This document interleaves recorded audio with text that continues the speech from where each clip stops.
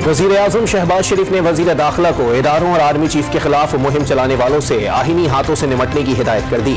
जहरीली सियासत को बैरून मुल्क पाकिस्तानियों के जरिए फैलाया जा रहा है, शहबाज शरीफ का बयान। फौज को तहरीक इंसाफ के खिलाफ वरगलाने की कोशिश की जा रही है। मुखालिफिन वोट लेने के लिए मुल्क में नफरत फैला रहे हैं। सोशल मीडिया पर किसी का कोई कंट्रोल नहीं, लोगों की आवाज सुन लें। इमरान खान का वीडियो लिंक खिताब। चीफ जस्टिस से वीडियो लिंक हाजिरी की इजाजत देने की दरखास्त। वज़ीर आज़म की ज़ेर सदारत इत्तेहादी जमातों का इजलास खत्म। इजलास में मुल्की सियासी सूरत हाल और आम इंतखाबात से मुताल्लिक गौर किया गया।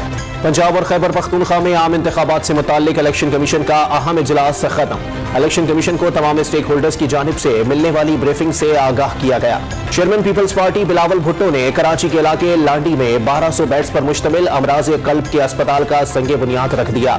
सेहत कार्ड धोखा था, बिलावल भुट्टो का तकरीब से खिताब। 21 मार्च से मजबूत मगरबी लहर का पाकिस्तान में दाखिल होने का इम्कान। 24 मार्च तक पंजाब के मुख्तलिफ शहरों में मूसलाधार बारिश का इम्कान। PDMA ने मुतल्लिका इदारों को अलर्ट रहने की हिदायत जारी कर दी। मुजफ्फरगढ़ में मुफ्त आटे की तकसीम में धक्कम पेल के दौरान 50 साला खातून जाँ बहक। डॉक्टर्स ने मौत की वजह दिल का दौरा करार दे दी।